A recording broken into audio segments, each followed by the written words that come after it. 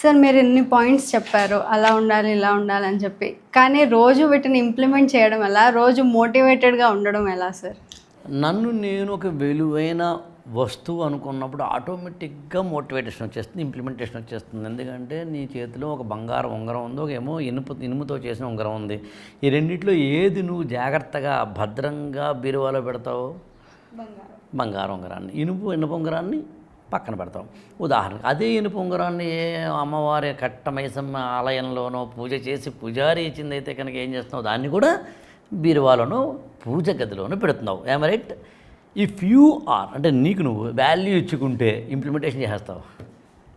నా బాడీ ఇది అనుకుంటే వ్యాయామం చేస్తావు. నా బాడీ ఇది అంటే అందంగా ఉంటావు. నా శరీరం ఆరోగ్యంగా ఉండాలి అనుకుంటే కనుక బ్రీతింగ్ ఎక్సర్సైజ్ చేస్తావు. నా శరీరం బాగుండాలంటే జంక్ ఫుడ్ తినవు. కొండ బిర్యానీని రాత్రిపూట తినే కొండ బిర్యానీ చేసుకోవు.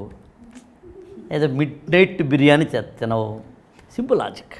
సో ఇంప్లిమెంటేషన్కి మూలం ఎక్కడ ఉందంటే బాధ్యత లేకపోవడం ఉంది. విలువైన వస్తువుగా నిన్ను నువ్వు చూసుకోకపోవడం ఉంది. మనం కొనుక్కున్న సెల్ ఫోన్కి ఎలాగైతే ఛార్జ్ పెడతామో మనకు కూడా ఛార్జ్ పెట్టుకోవాల్సిందే.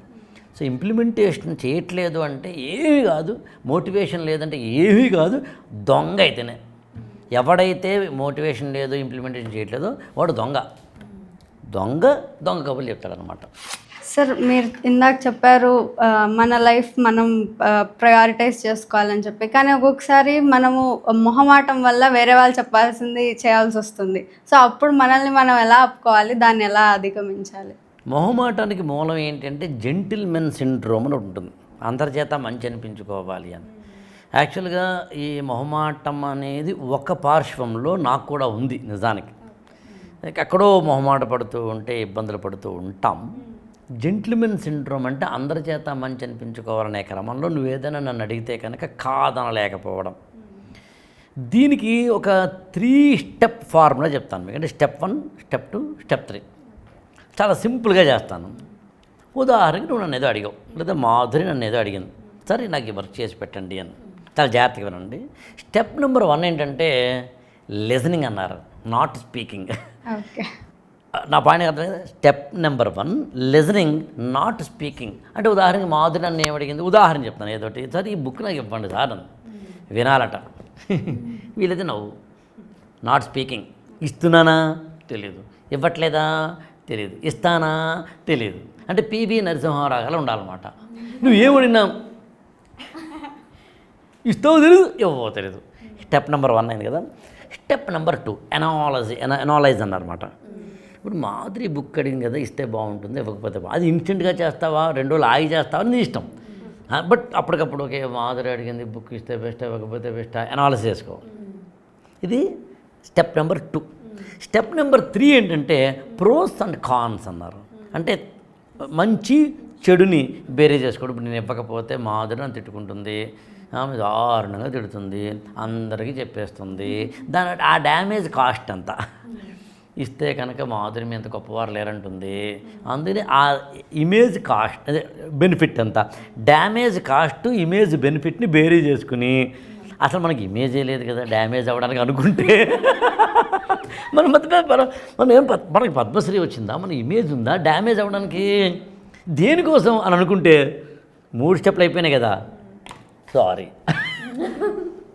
నిర్మోహమాటంగా బతకడం మొదలు పెడతాం.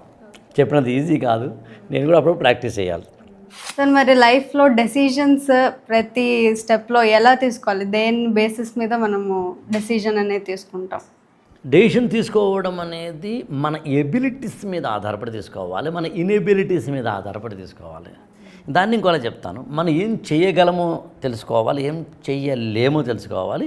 చెయ్యలేని వాటి పట్ల డెసిషన్స్ ఏమో తీసుకోకుండా చేయగలిగిన వాటి పట్ల తీసుకోవాలి. ఇంకా సింపుల్ చెప్పాలంటే తెలిసిందేమో ఫ్రీగా చేయకు, తెలియందేమో ట్రై చేయకు. జులై అనేది సినిమా, ఏది సినిమా అయితే అది అంతే సింపుల్. తెలిసింది ఫ్రీగా చేయకు, తెలియంది ట్రై చేయకు, జులై సినిమాలోనే. సార్ మరి డెసిషన్ నేను ఒక్కదాన్నే తీసుకోలేను కదా సార్, అది కంప్లీట్లీ ఎక్స్టర్నల్ సోర్సెస్ మీద ఆధారపడి ఉంటుంది. మరి ఎవరు ఆ ఎక్స్టర్నల్ సోర్స్ అయి ఉండాలి, ఎవరి మీద డిపెండ్ అవ్వాలి?